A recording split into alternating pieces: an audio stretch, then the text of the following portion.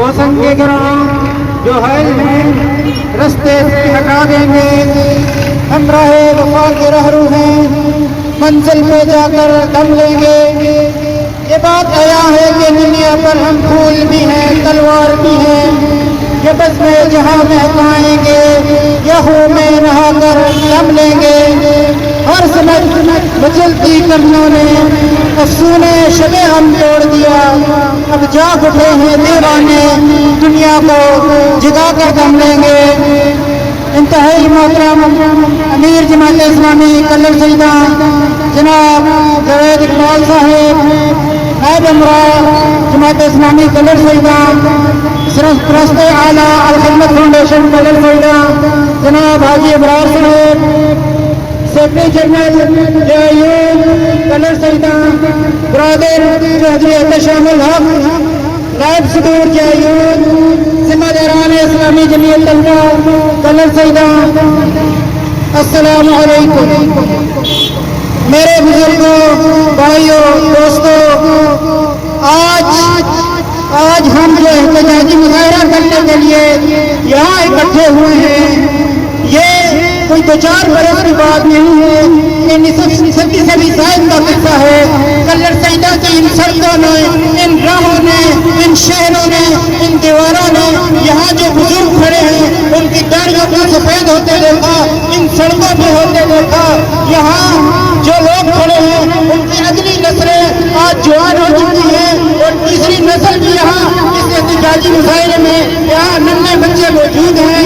میں یہ کہنا چاہتا ہوں کہ آج سے 75 سال پہلے جو نظام تھا، جو ظلم کا نظام تھا، جو جبر کا نظام تھا، جو بدریت کا نظام تھا، وہی نظام آج بھی لاگو ہے، وہی نظام آج بھی چل رہا ہے، بلکہ آج نظام اس سے زیادہ بدتر ہو چکا ہے۔ میں یہ کہنا چاہتا ہوں کہ یہ وہی لوگ ہیں، وہی 22 سال تھے، آج 2200 خاندان بن چکے ہیں۔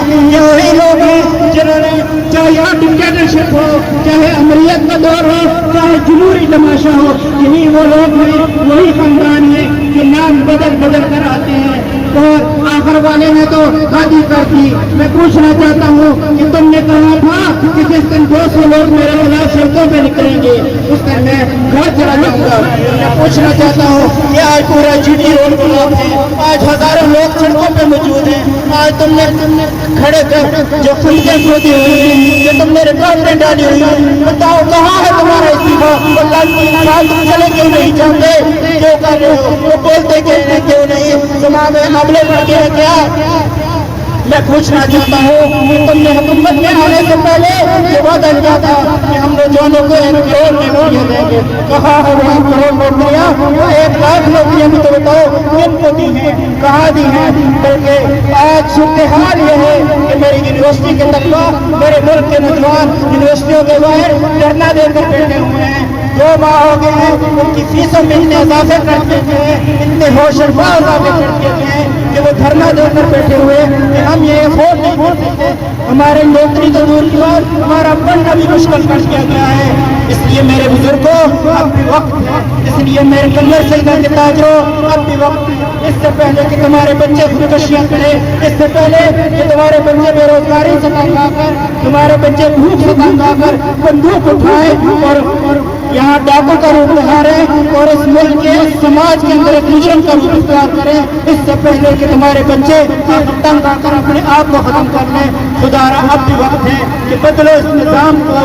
70 سال ہو گئے تمہیں اس نظام کے پیچھے چلتے ہوئے، اب وقت ہے کہ ان لوگوں کو روکا دیں جو آپ کے اندر سے اٹھے ہیں، جو آپ کی کلاس ہے، جو آپ کے طبقے سے اٹھے ہیں۔ ہاں وہ جماعت اسلامی ہے، وہ سراج حق ہے، ایک غریب خاندان کو فرق اگر اپنی قابلیت کی بنیاد پر امیر جماعت اسلامی پاکستان منتخب ہو سکتا ہے، سینیٹر منتخب ہو سکتا ہے، اگر وہ کراچی کے اندر میئر منتخب ہو کر جماعت اسلامی کے لوگ کراچی کو روشنیوں کا شہر بنا سکتے ہیں، اگر سینیٹر صاحب سینئر وزیر بن کر پورے ملک کے اندر بہترین بجٹ پیش کر سکتے ہیں تو پھر پورے ملک کے اندر دیکھ کے چاول چند دانے ہیں جو آپ کے سامنے میں نے پیش کیے. یہاں ہر فرد ایک ہیرا ہے, ایک کوہ نور ہے. آپ ان کو موقع دو دیں, آپ جماعت اسلامی کو موقع دو دیں. اور میں حکمرانوں سے کہنا چاہتا ہوں, ان حکمرانوں سے کہنا چاہتا ہوں کہ اپنے وقت سمجھ جاؤ یا گھر چلے جاؤ, وگرنہ یہ نوجوان